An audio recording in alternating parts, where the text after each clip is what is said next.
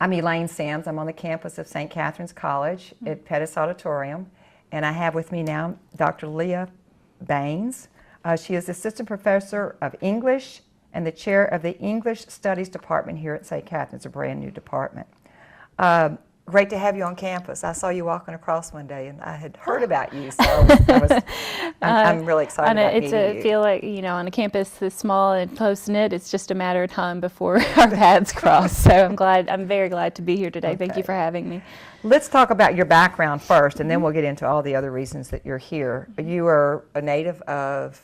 I'm from Louisville originally. Okay. I grew up there, graduated from high school, and shortly after graduating I moved down to Marion County, and I lived there for about 5 years near Gravel Switch, and then I eventually migrated the great distance away to Boyle County. So I've lived in Boyle County since about 1998 or so. I had a little brief stint in Lexington where I lived, but I have been living outside of Danville now for quite some time, and I live on a family farm, and I commuted to Lexington to University of Kentucky while I was working on my PhD. So it was really important for me to stay in the area that I love and to have contact with people in small towns. It's something I'm really committed to. And so you're a country girl at heart. That's exactly right. That's exactly right. Mm-hmm.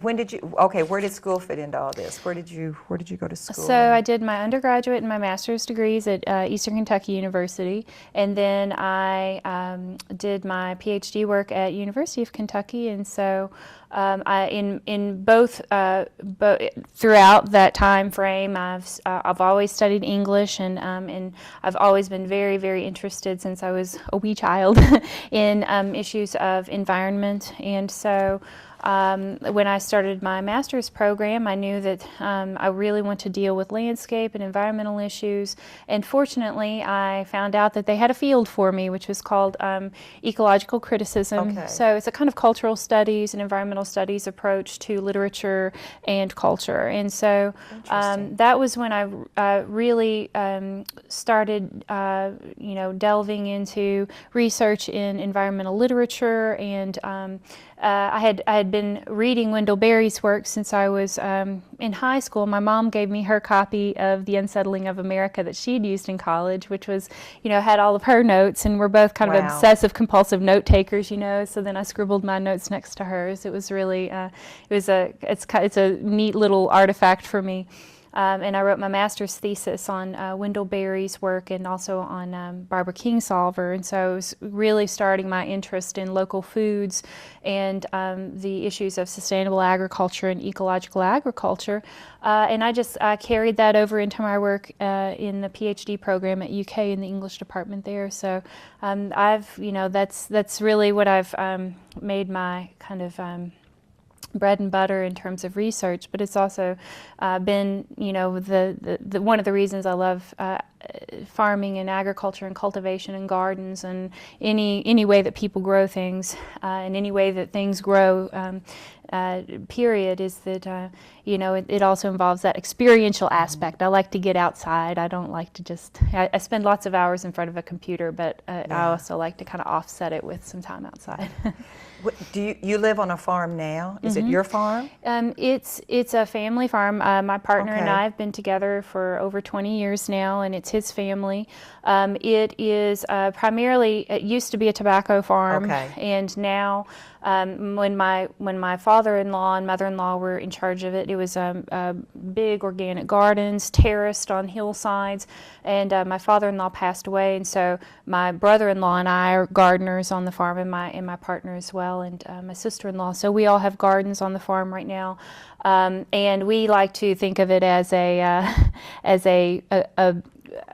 farm of wood. We have extensive woods. We have really incredible woodland ecology there. We have a big 4-acre lake. My friends make me call it a lake so that other people want to swim in it, because it's a gorgeous swimming place, and they won't let me call it a pond. So you did have water this summer for your gardens. That's exactly right. Good. That's exactly right. And it's a lovely place to live, and it's a great place to bring people in, especially children. We used to have a farm camp there where we'd bring kids out and go hiking in the woods and learn about ecology. And I've always I've always wanted to, it's a dream place to live, and I'm just fortunate that this position came up in the next county. That's amazing. It's serendipity. And I think we have to talk about that, but the new position, the new program that's been started here at St. Catherine's, you're in the Earth Studies Department. You're chair of the Earth Studies Department. And that has been made possible, or that's been brought about because Wendell Berry decided to bring his collection here. Well, there's been a little bit of miscommunication, I think, about that. Well, good. So I'll just kind of clarify. Please So, so Wendell Berry and his daughter Mary Berry Smith.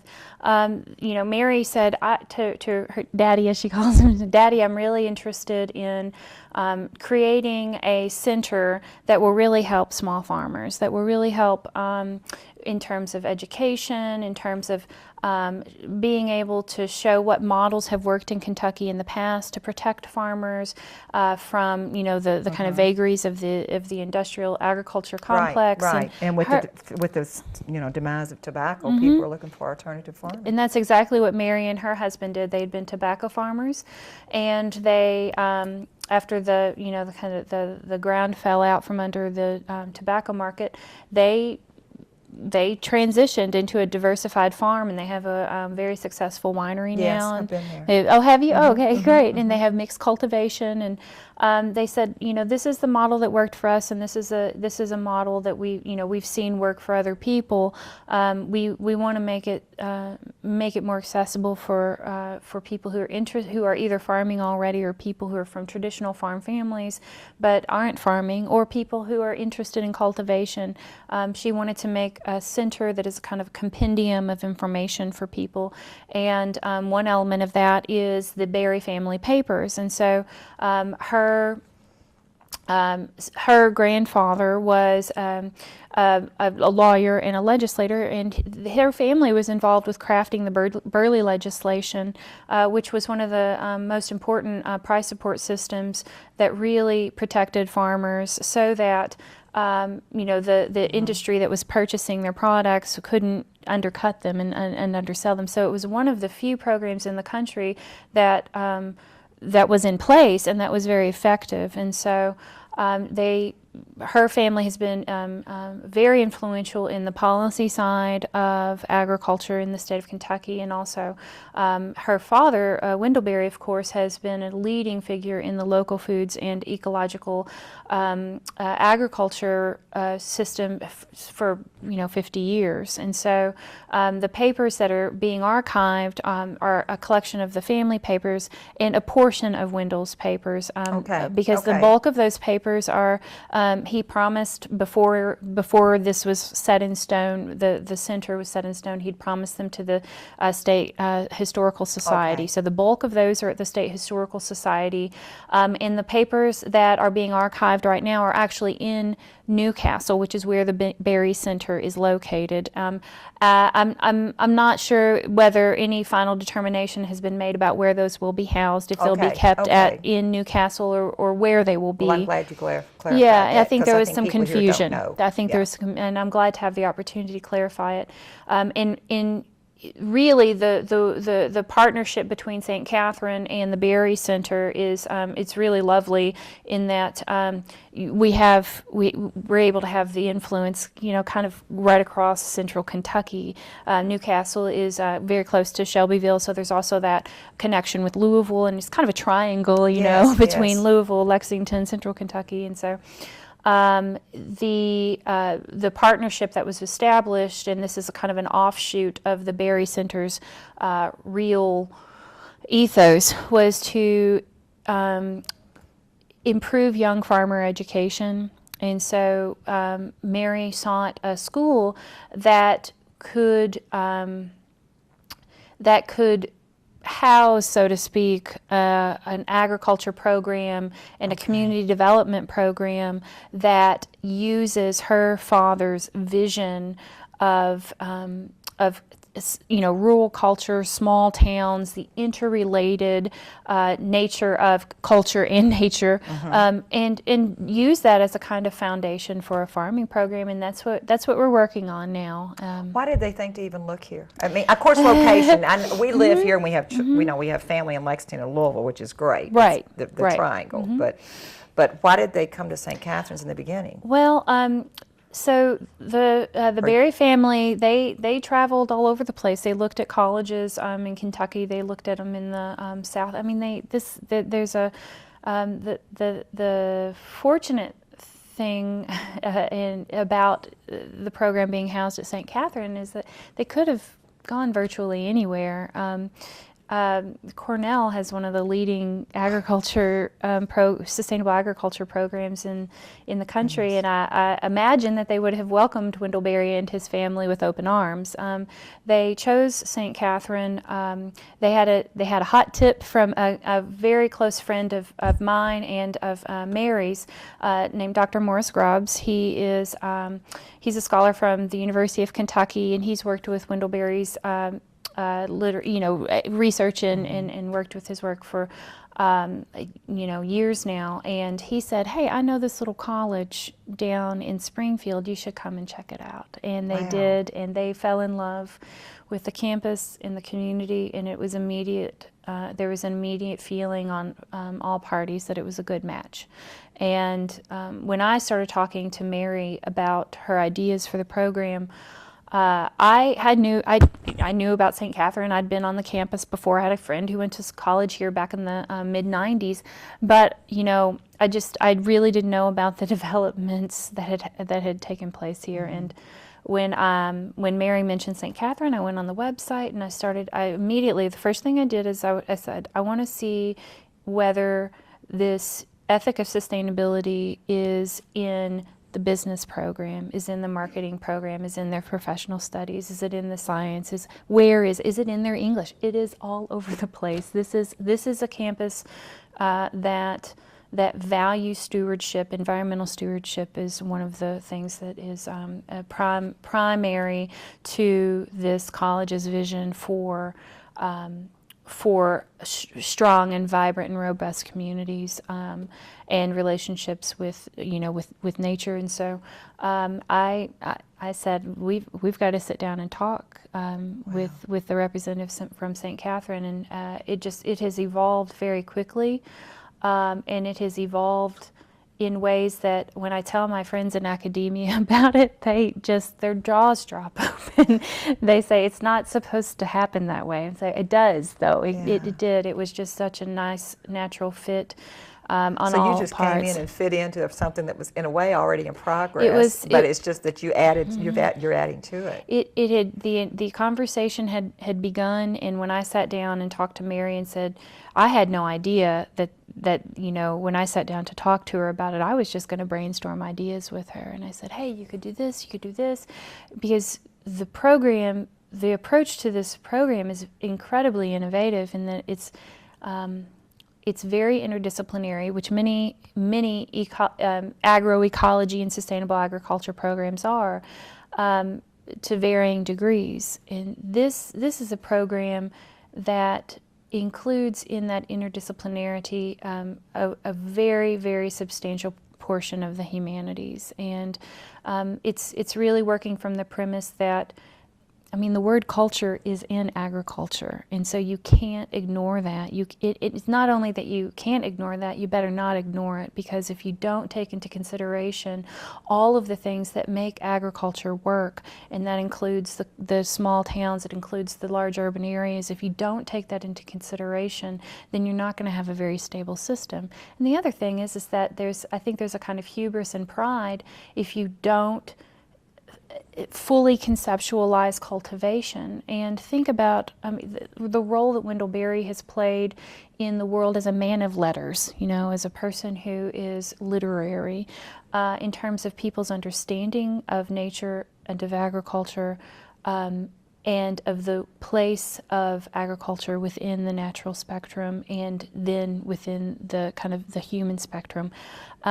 If you ignore that, then you're missing out. You're missing out on the totality of what can be really robust and stable agriculture systems. So a lot of the people watching our show, of course, are from the counties, and it's amazing how when I go around, I'm always delighted how many people do.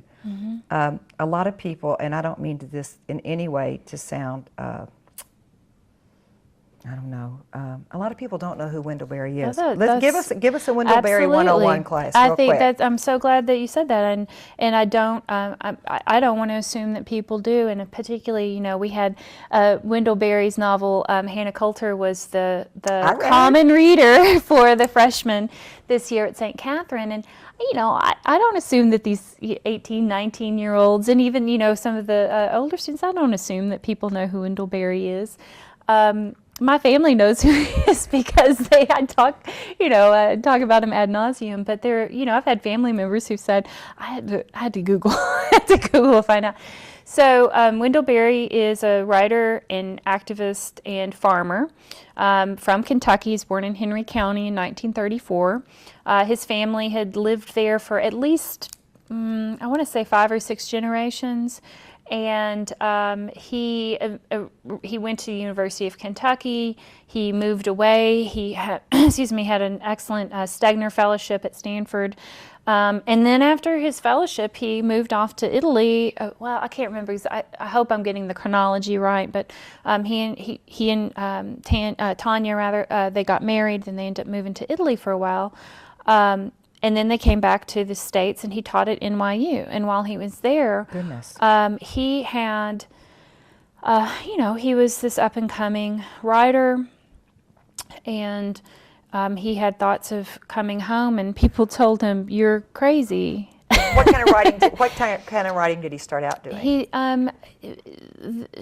Fiction. Okay. Fiction. Okay. But I'll say, though, that, his writing spans every genre. He writes creative nonfiction, fiction, poetry, and he is incredibly well known for his the creative nonfiction essay. He is the master of that form. And people come to him through different genres, and he speaks in similar but different ways in each of those genres, and it's incredible to hear people say, his fiction really resonates with me. All of it resonates with me, but he speaks in different ways to people. He does. In Hannah Coulter, I like the first part of the book the best, but I don't ever go through a book and write down the first page the things that I love the most. And one of the quotes is, "It's not where you want to be; it's where you are." There was little quotes that's right, and I thought they were very. For one that's not really a big reader, I thought his books were very inspiring. Well, I really did. I thought he has great insight into just life. I think so. Life. I'm biased, but I'm glad. No, I did, and I'm being really glad. honest about that. I wish I had brought the book to share those things that I liked the most about his books. But I think that speaks to how accessible he is as a writer. His work can be. His writing works on lots of levels.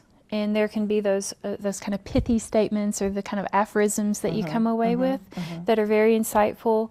And yet there are times when he plumbs the depths in ways that are really accessible for people. And I think that's why his writing has resonated with people from, I've met people from every walk of life you can imagine who are interested in his work and have found something to take away. And so in terms of who he is... so after NYU, he came back to Kentucky and went to Henry County then? He did, and he actually has taught at the University of Kentucky 2 different times. He's had... I hope he's okay with me saying this. He's had something of a love-hate relationship with UK for quite some time now. One of the reasons that his papers were taken, are now in the Kentucky State Historical Society, is because of his political and ethical disagreements with some of the ways in which the university is funded by Big Coal. And so, he's a person who... I say that in part as a way of illustrating that he's a person who has deeply, deeply held beliefs, and he is very committed. He's very committed, and at the same time that he, I think, is one of the most open-minded people I've ever met. He also has this kind of stick to your guns mentality, and I for one, I deeply respect that about him. I think that's really important in communities, small communities. And sometimes it's hard to stick with what you really believe in, but it's hard to also, it's harder to just go with the flow, you know. And you, That's absolutely I always right, said I yeah. can be different in Springfield because I was from Lebanon. It's not my That's home. right. That's right. This is not where I'm from. That's right. It does make a difference. But yeah, he and Tanya, they made their life there in Henry County, and you know, he's been a teacher. He's consistently been a farmer. He has been consummately committed to small towns and rural culture, and that's what he's written about it and he's lived it. And so that's what we're trying to do with this program, is kind of translate that into a degree program and a minor, but more than that, into a relationship with the community here. That's great. And that's paramount to the Berry family, that this not be knowledge that stays in an institution, that it spreads throughout the community. And not only that, but talk about pride, to think that we don't have things to learn from the people who live in the community is very prideful. And I believe in the mutual production of knowledge. I believe in it in the classroom. It's one of the reasons that while I'm having discussions with students, I'm like, let me write that down. You know, it's a similar kind of engagement and approach to learning. To know that the people who have been engaged in alternative cultivation for 20 years, they certainly have something to teach our students. And so that's why we're looking at this as something that has a influence on the community and campus-wide. So it's a program, not just a degree, if that makes sense. Is it going to be like a major? I mean, a lot of kids, have majored in agriculture and come back here and farm. So it's going to be like, and it's going to be called Earth Studies. Well, that's a great question. Yes, absolutely. I'm working right now. Okay. I just left I have a combination of dry erase board and spreadsheets where I'm working out all the curriculum for a bachelor's degree program as well as a minor. So Earth Studies is the department, and the program itself the mouthful of the name is the Berry Farming and Ecological Agrarianism Program, and I'll explain those components in a second.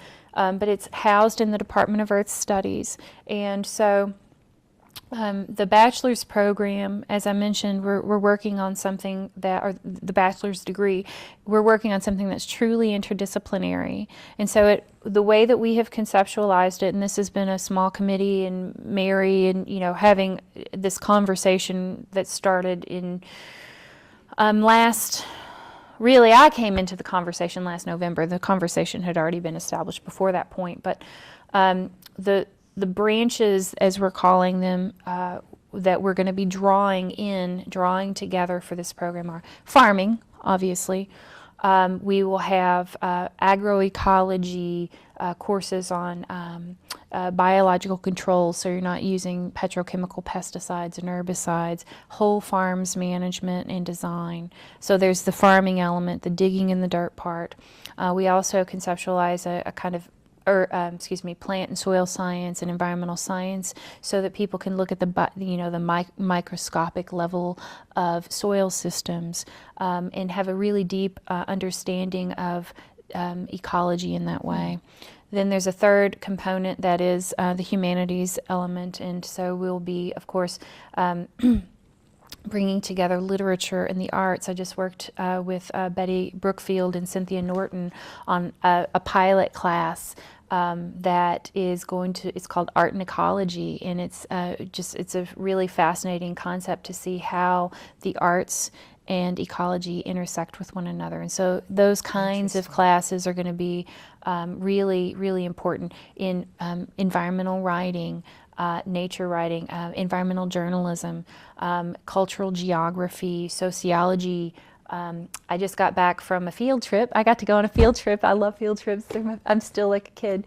With Matt Brandstedter's eco-spirituality class, they went out to the Loretto Mother House, and yes. it was lovely to see their Earth Retreat Center there, and that will definitely be a component to that humanities branch. And then the last one is incredibly important, and it is affiliated with our School of Professional Studies and the Center for I'm going to butcher the name, I'm afraid, the Center for Rural and Community Studies, and that's not exactly what it's called, but it's the Regional and Community Studies Center, and so that's working with Dr. David Arnold and Jim Silliman and their crew on sustainable community design that involves what goes into a community, all of the business, marketing, health promotion, nutrition, all of these things that come together to create stable communities.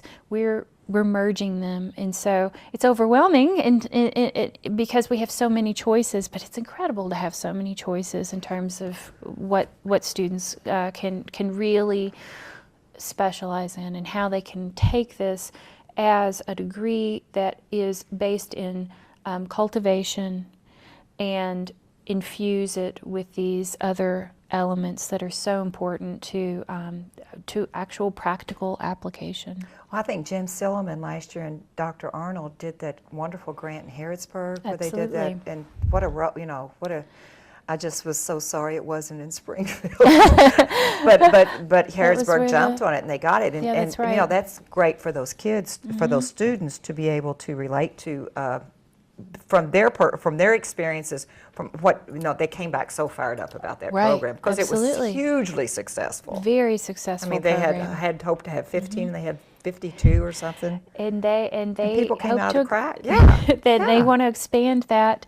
They want to expand it. That was a test case of sorts, as I understand. And that's what we're working on. Is we're really trying to integrate this with the community. So. We have done. I know I've been to several forums in Springfield on the sustainable future and trying, and also how to. What do we foresee in our community? And it doesn't seem like we've gotten nearly as far as we all want it to be. One thing I think about living in a small town, that people stay here because they like the way it is. But there's some incredible people here whose families came here with the early immigrants. That's right. And they're very strong people. That's right. And have very strong family values. Well, let me say this. As someone who has lived in the area but hasn't been intimately involved with the community of Springfield and Washington County. I mean, sure, I used to come to the Tobacco and Sorghum Festival, but that's not the same. I have been absolutely thoroughly impressed with what's going on thus far in the community. If that helps, Yes, it because does. I think it that does. This is a community that really has its eye on establishing an identity. It has an identity. Not to say that there's no identity. Of course there's an identity, but crafting identity that shows how dedicated people are to agriculture. Sister Claire McGowan and the New Pioneers for Sustainable Futures, they conducted a survey that said, what are the things that you really value in this community? And farming was one of the top priorities. And there is, we're calling on a vocation, not just, or rather a set of vocations, not just jobs, vocations, something that means something to the individual in a kind of holistic way that people value and that have been an integral part of the fabric of the society. So we're not talking about anything that's radically different. We're saying let's revision, not just revise, but revision the ways that our generations have been doing this already, and let's think about how we can make this work for us and for people who want to join in this community or learn from this community? How can we make it work in an economic system that presents some of the most profound challenges? And so I've been very encouraged by the reception that that I've received personally, but more importantly, that our program has received. People come out of the woodwork. I was worried. I thought, how on earth am I going to come in, swoop in from Boyle County, and and have this plan? And I didn't have to worry. People started calling me immediately. So I'm very impressed, and I'm so honored to be here.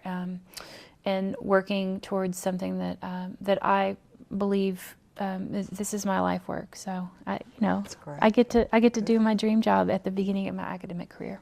just in the neighboring county. Yeah, absolutely. When do you foresee? I guess I'm sure that we could do a whole nother program on this. How do you foresee your students? Okay, how are you going to get students into this? When do you plan to take students? That's an excellent question. We're set to send this through the curriculum committee, and we want to launch this in fall of 2013. And I met with Paul Presta and all of those incredibly enthusiastic admissions folks. We've got some of the most incredible recruiters, and they let me talk for an hour and a half.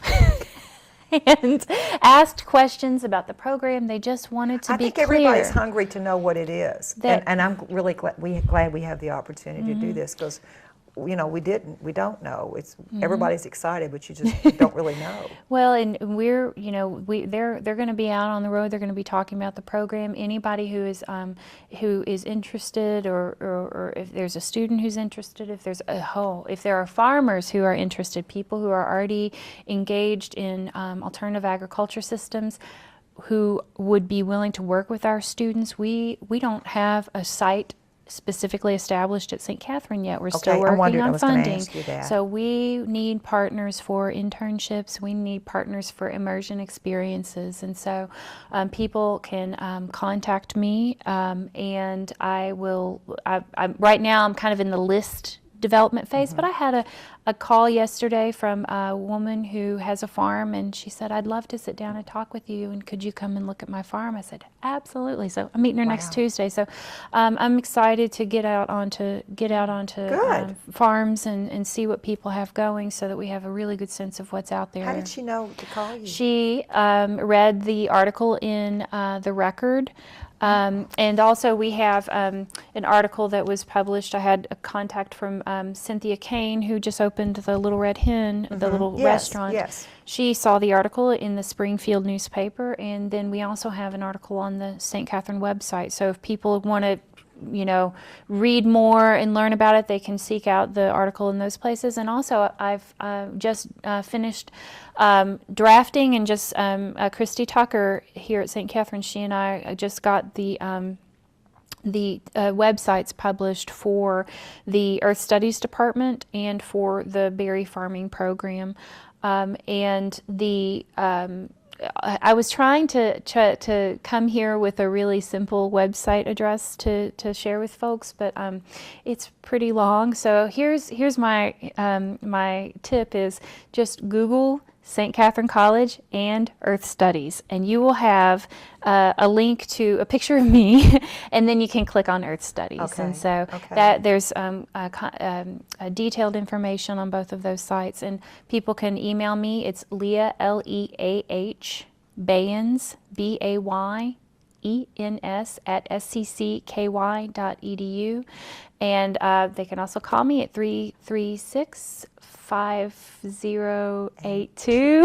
I'm new, and my extension is 1255. So I'd be happy to talk with people. A lot has happened in the short time you've been here. I mean, your life has changed dramatically since last November, and I do feel like people, our viewing audience, are going to be very, very interested in what's going on. I think we need to have you back. I'll be happy again. When you think you have. I don't think you're going to be short on words anytime. But you can tell me. I think I come by that honestly. As you come up, no, because you have so much to tell. No, it's so much information, And people might have to watch the show a few times to try to absorb it. But come back and let us know as you start, as you find farms. And Okay. just, I'll be happy I think everybody needs to have a really practical experience to put this in the soil here. I mean, they need to know what you're doing, how you're doing it, Right. and exactly what it is. Because Absolutely. to them, it's still probably so abstract. Absolutely. So abstract. Absolutely, I'd be happy to do that, Okay. and also I'm hopeful that we'll be able to link this interview onto our website, and I'm also developing a Facebook page. So it's been a whirlwind. I promise I'll get to it. I'm a big believer in social media. I think you've accomplished a lot so far. Thank you very much. Thank you Appreciate it. so much for Thank being you. here. So Very glad happy. to meet you. Very happy Thank to be you. here. Thank you. you.